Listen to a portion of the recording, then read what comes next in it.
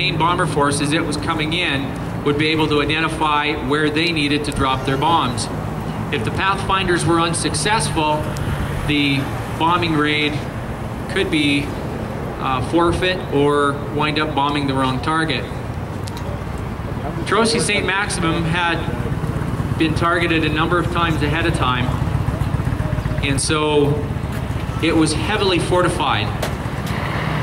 Anti-aircraft gun, radar installations.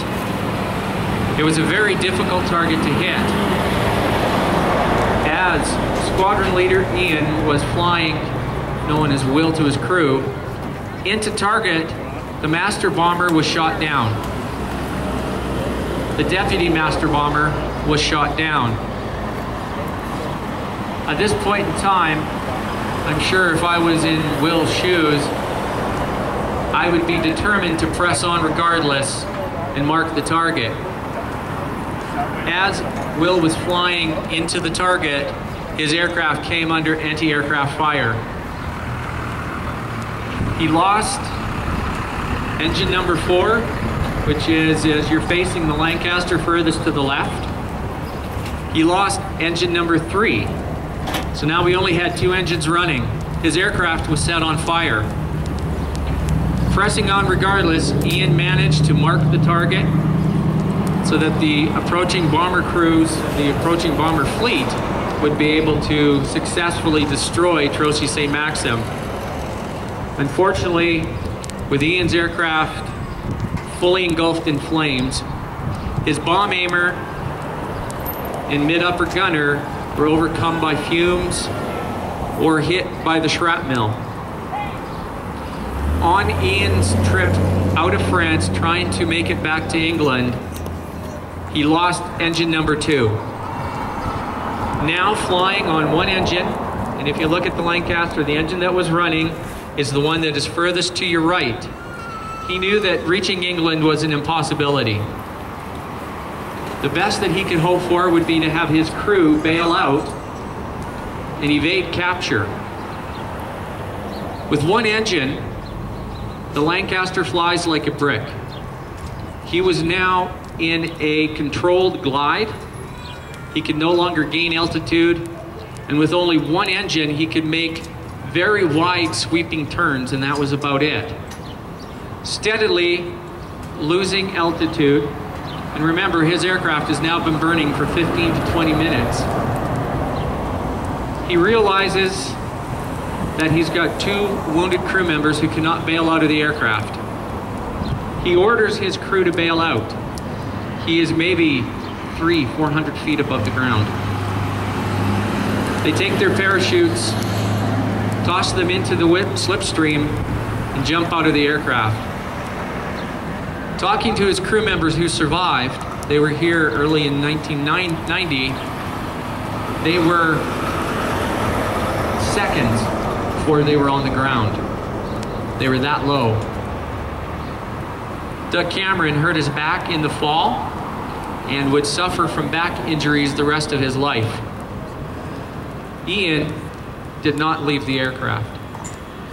Ian had 2 of his crew members who he felt responsible for in the airplane that could not leave. He attempted to land the airplane. He was flying over the town of Nanton, northern France. Lost control of the airplane, managed to regain it, narrowly missing the church of the town. He saw a field to the north of town and attempted to bring the aircraft down, making wide left or right-hand turns to get over to the field. He attempted to land the aircraft, and upon landing, the aircraft exploded, killing all crew members, including Will. In England, when this happened, August 4th, 1944, no one knew what Ian had attempted to do. No one knew that Ian had elected to stay with the aircraft and his wounded comrades to try and get them down. When his crew members who did escape and evade made it back to England, they told Bomber Command of what happened to Ian and how he had given his life to try and save the crew, his friends, those people who he was responsible for. Who are you waiting, man? He is now buried in the town of Snont, Will is. How did I know that? Along with his 2 crew members. What? And now, we're going to see the aircraft start up, and remember, it is going to taxi forward towards us. At the end of the run, they are going to shut down all 3 engines except for engine number 1. And this will be our last tribute to Ian this year, commemorating the engine configuration he was forced to fly with as he attempted to land his crippled Lancaster.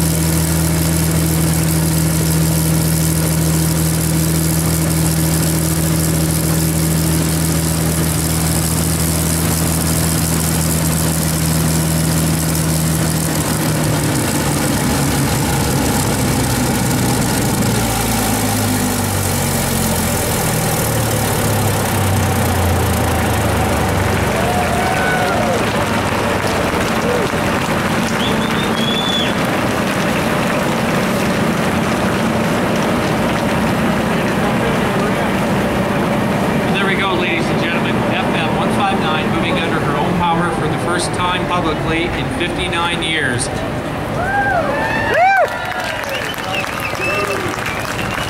And of course, this flight that Ian Willoughby Bazalgette was on, his last flight, earned him the Victoria Cross posthumously. He was the only Albertan to receive the Victoria Cross. Will was born in Calgary, and his family later moved to England. He had joined the Royal Air Force. Number 1 engine. He had completed his first tour. The odds of completing your first tour was about 20%, 20 to 25% to complete your first tour. After that, he wrote letter after letter to Hamish Mahady to be reinstated into the Pathfinder. Once he got in as the Pathfinders, he then took over and joined 635 Squadron, which is the squadron that he was flying with as squadron leader. We are now getting the Lancaster ready again for tours and prepping to run the Bristol Hercules. And I'm going to call upon Carl to come forward and tell us a little bit about the Bristol. Of course, the Bristol was used in Mark II Lancasters, and there was another aircraft it was used in, I can't remember. Oh yeah, the Halifax. Here's Carl. Thank you for coming out today, ladies and gentlemen, for this special anniversary run. As we prepare to run the Bristol Hercules, the engine